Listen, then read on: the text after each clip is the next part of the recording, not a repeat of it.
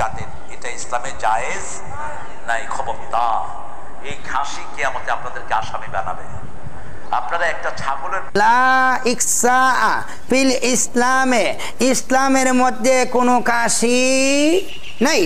লা ইকসা। আসসালামু আলাইকুম ওয়া রাহমাতুল্লাহি ওয়া বারাকাতুহু। প্রিয় ভাই ও বোনেরা, আপনারা এখানে দেখেছেন যে তারিক মনোয়ার সাহেব এবং মাহমুদুল হাসান রেজভী সাহেব ওনারা বলতেছেন নাকি খাসি কুরবানি করা জায়েজ নয় এবং এটা হারাম। নবী করিম সাল্লাল্লাহু আলাইহি ওয়াসাল্লাম খাসি কুরবানি করতে মানা করেছেন। খাসি কুরবানি করলে জীবকে খাসি কুরবানি করা হয় বা যে জন্তুকে খাসি কুরবানি করা হয় সে তাহার প্রজনন ক্ষমতা নষ্ট হয়ে যায়, সেজন্য ইহা কুরবানি করা বা ইহাকে জবাই করা বা খাসি দেওয়াই জায়েজ নয়, সঠিক নয়।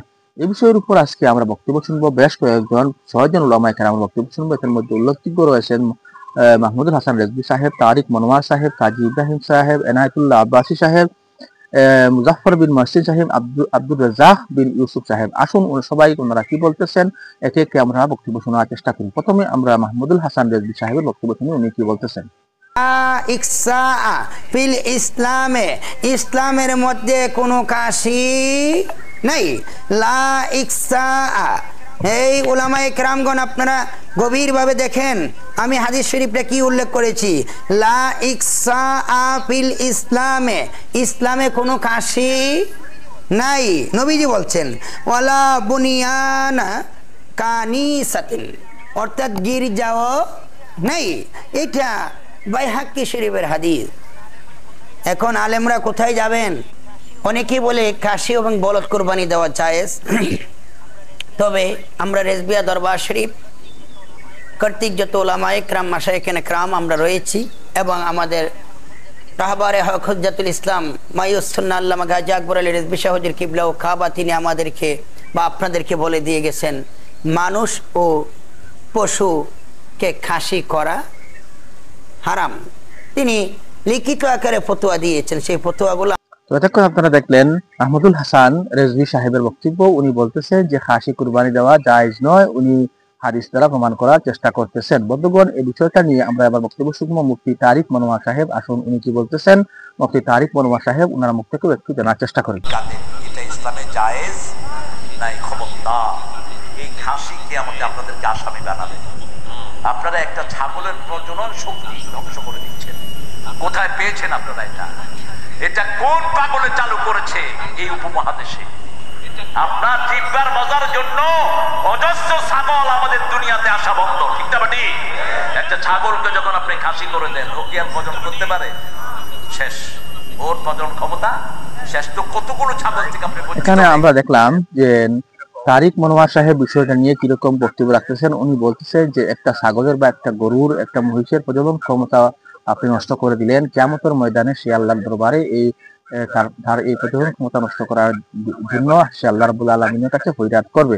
এবার আমরা দেখার চেষ্টা করব মুফতি কাজী ইব্রাহিম সাহেব এই বিষয়টা নিয়ে কি বলতেছেন। আসুন মুফতি কাজী ইব্রাহিম সাহেবের বক্তব্য বিষয়টা জানার এবং বোঝার চেষ্টা করি। খাসি কুরবানি করা কি হালাল না হারাম? খাসি সম্বন্ধে হাদিসে রয়েছে যে দহা বিকাবশাইনি আমলাহাইনি আকরানাইনি মাওজুআইন খাসিয়াইন। নবী সাল্লাল্লাহু আলাইহি ওয়াসাল্লাম দুটি দুম্বা জবাই করেছেন যেগুলি সাদা কালো ছিল, শিংওয়ালা ছিল এবং মাওজুআইনে বা খাসিয়াইনে খাসি করা ছিল। কি ছিল?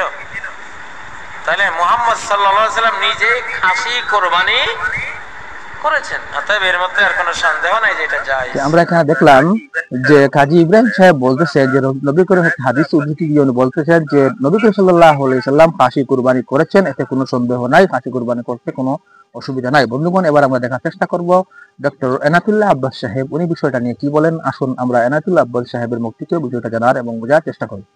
আসুন এবার আমরা আপনার কাজী ইব্রাহিম সাহেবের বক্তব্য শুনলেন, এবার আমরা এনায়েতুল্লাহ আব্বাসী কি বলতেছেন তা শোনার চেষ্টা করি। কুরবানি করা যাবে কিনা? আবাল এটা কুরবানি করা সুন্নাত এবং কিছু সংখ্যক আলেম বলে হারাম। যদি কেউ বলে খাসি কুরবানি করা হারাম, আবাল কুরবানি করা হারাম, তো তার ঈমানটা চলে যাবার সম্ভাবনা আছে। যেটা হালাল ওটাকে। তো এখানে আমরা দেখলাম যে ডক্টর এনায়েতুল্লাহ আব্বাসী সাহেব বলতেছে যে যদি কেউ ইশাকে হারাম বলে তাহলে সে নবী করিম সাল্লাল্লাহু আলাইহি সাল্লামের নবী করিম সাল্লাল্লাহু আলাইহি ওয়াসাল্লাম হাদিসকে অস্বীকার করলো, তো নবী করিম সাল্লাল্লাহু আলাইহি ওয়াসাল্লাম হাদিসকে অস্বীকার করার কারণে তার ঈমান রয়েছে কি না রয়েছে এই বিষয়ের উপর সন্দেহ রয়েছে। বন্ধুগণ, এবার আমরা দেখার চেষ্টা করব এই বিষয়টা নিয়ে আরেকজন আমাদের প্রিয় শেখ, উনি হলেন মুজাফফর বিন মহসিন সাহেব। আসল মুজাফফর বিন মহসিন সাহেব কি বলতেছেন আমরা জানার চেষ্টা করব। খাসি কুরবানি দিতে হবে না পাঠা কুরবানি দিতে হবে? হ্যাঁ, সুন্দর পত্র। কাবি সাহেব বলেছিলেন তোমরা মুসলমান, বাকিটা বলবো না। হ্যাঁ, এখন কে ফতোয়া দিয়েছে এটা? কাফি কে বলে? আল্লামা আব্দুল্লাহ আল কাফি আল কুরাইশি সাহেবের কথাটা বলেছিলাম, আমি ওটা বললাম না, বললে আপনারা অপমান বোধ করবেন। তাই সেটা হলো খাসি কুরবানি দেওয়া যাবে, খাসি কুরবানি দেওয়া যাবে। এই খাসির নুনু কাটার কারণে ত্রুটি বলে, শোনেন। আর যেটা পাঠা যেটা হাদিস আছে মাউদু আইনে ইবনু মাজার মধ্যে, এটা কি জানেন? আর একটা মোবাইল দাও তো আমি দেখাই দিই। খাসির বিচিটা এই দুইটা পাথরের মাঝখানে নিয়ে টিপে নষ্ট করে দেওয়ার নাম হলো মাউদু আইনে। কাটলো না, কিন্তু কি করলো?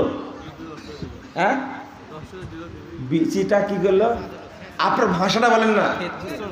হ্যাঁ, শেষে দিল না, থেতলা দিল। এইবার আমি এটাই শুনতে চাচ্ছিলাম, গ্রামের ভাষা বলেন।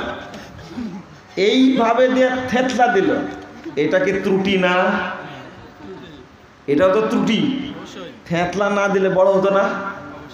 হ্যাঁ, কেটে ফেলে দেওয়া আমরা জবাই করি, আর তোমরা বলো যে থেতলা করে দিতে হবে।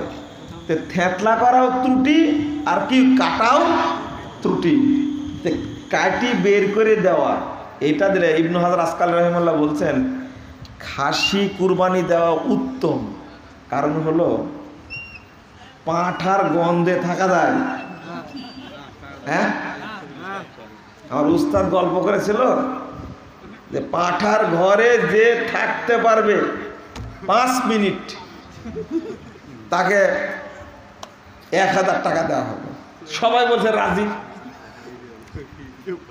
তো পাঁঠার ঘরে ঢুকে 1-2 মিনিটের দৌড় দেওয়া বেরিয়ে চলে আসে। তারপরে এক দেশের লোক, আমি নাম বললে একটু কেমন হবে, এক দেশের লোক বলছে আমি পারবো। ও 5 মিনিট যায়, 5 মিনিট যায়, 10 মিনিট যায়, দেখছে ভিতরে পাঁঠারই শব্দ হচ্ছে। খুলে দেখে যে লোকটা ঘরে ঢুকছে ওর গায়ের গন্ধেই পাঁঠা থাকতে পারছে। এই গল্প শুনছেন কোনোদিন? শুনবেন না তো কোনোদিন? আমরাও গল্প পারি।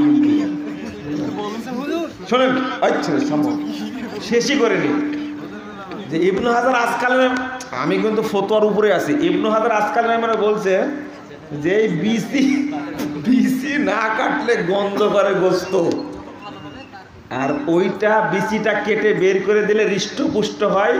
খাসির গোশটা কি থাকে? দুর্গন্ধ মুক্ত থাকে। পাঁঠার গোশ খাইছেন আপনারা কেউ? এখানে কেউ নাই, খাইছেন? জাযাকুমুল্লাহ খায়রান।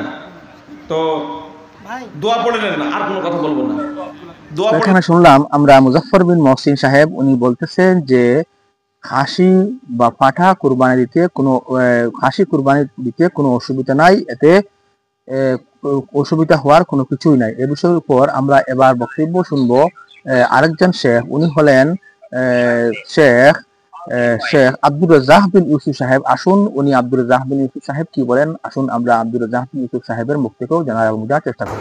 আনাস রাদিয়াল্লাহু তাআলা আনহু বলেন, কারণ নবী সাল্লাল্লাহু আলাইহি ওয়াসাল্লাম ইজা আরাদা ইউজাহিয়া, যখনই আল্লাহর নবী কুরবানি করার ইচ্ছা করতেন, ইস্তারা কাবশাইনে আজিমাইনে সামিনাইনে আমলাহাইনে আকরানাইনে মাওজুআইনে, তিনি দুইটা ভেড়া কিনতেন, মোটা তাজা, বড়, শিংওয়ালা, সাদা কালো, অন্ডকোষ বের করা, একসাথে কথাগুলি আল্লাহ রাসূল বলছেন।